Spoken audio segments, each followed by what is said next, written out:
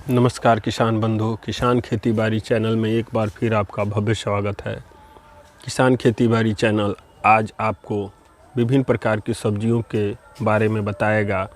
जो सब्जियों की खेती अक्टूबर के प्रथम सप्ताह में अगर कर लिया जाए तो किसानों की आर्थिक स्थिति को सुदृढ़ होते देर न लगेगी। आइए हम इसे एक बार विस्तृत रूप में जानेंगे। उसमें उपयोग किए जाने वाले उर्वरकों के बारे में जानकारी देगी और समय से उसमें प्रयोग आने वाले रोगों के बारे में और रोगों के उपाय के बारे में भी जानकारी दी जाएगी। किसान बंधु, बिहार, उत्तर प्रदेश और झारखंड के लिए सबसे प्रमुख सब्जी की खेती में आता है आलू।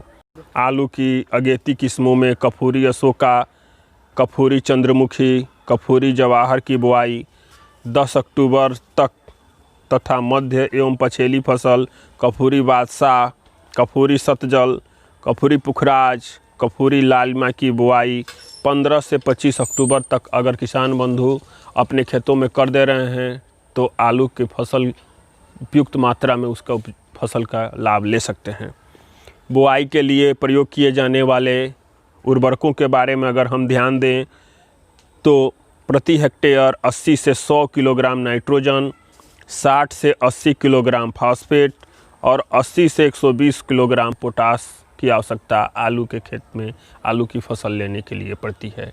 1 हेक्टेयर आलू में की खेती के लिए हमें 20 से 25 कुंटल स्वस्थ बीजों की आवश्यकता पड़ती है। स्वस्थ बीज का अर्थ ये हुए कि आलू के बीज मध्यम आकार के हों, आलू अंकुरित हो चुका हो, आलू सड़ा गला न हो। बीज अगर हम लोग खेतों में डालते हैं प्रति हेक्टेयर की दर से तो हम लोग आलू की उचित मात्रा में लाभ ले सकते हैं। दूसरा स्थान आता है हरा मटर का। हमारे यहाँ हरा मटर बहुत ही उचित मात्रा में प्रयोग किया जाता है। किसान बंधु अगर हरा मटर की खेती करते हैं तो उसका उचित लाभ लेकर अपने आर्थिक स्थिति को सुदृढ़ बना सकते हैं। किसी भी फसल को लेने के लिए उचित मात्रा में नाइट्रोजन, फास्फोरस और पोटास का प्रयोग किया जाता है, जिसके बारे में आप एक बार ध्यान देंगे कि प्रति हेक्टेयर 120 से 150 किलोग्राम बीज की आवश्यकता पड़ती है और अगर पछेती फसल लेनी हो तो 80 से 100 किलोग्राम बीज की आवश्यकता पड़ती है।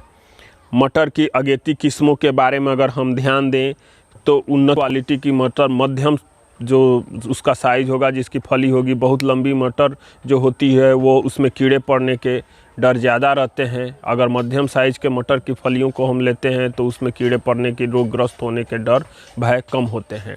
इसमें प्रयोग किए जाने वाले उर्वरकों के बारे में ध्यान देंगे कि सब्जी के मटर की बुआई के लिए प्रति hectare 30 kilogram nitrogen, 60 kilogram phosphate और 40 किलोग्राम पोटास की आवश्यकता पड़ती है। किसान बंधु, तीसरा फसल आएगा लहसुन।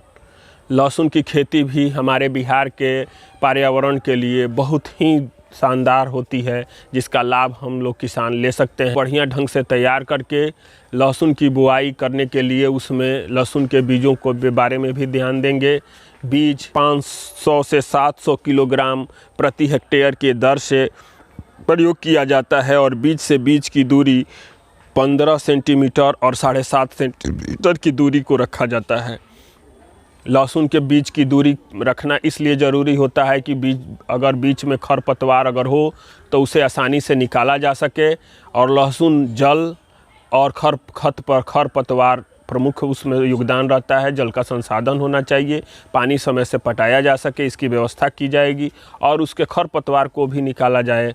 यह भी लहसुन की खेती में प्रमुख स्थान देता है। इस तरह किसान बंधु अगर तैयारी करें तो सब्जियों की खेती से बहुत अच्छा लाभ ले सकते हैं। हमारे यहाँ बिहार में और भी बहुत से ऐसे हैं, जैसे फूल गोभी, पत्ता गोभी, गांठ गोभी इत्यादि हम लोग समय से अगर ऊंची भूमि हो तो सब्जी की खेती करके ऊंचा लाभ ले सकते हैं।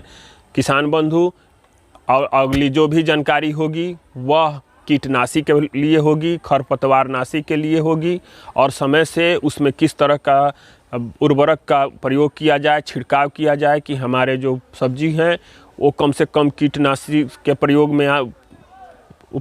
में आ सकें, उनका नुकसान से बचा जाए, जिसे अधिक से अधिक लाभ लिया जाए।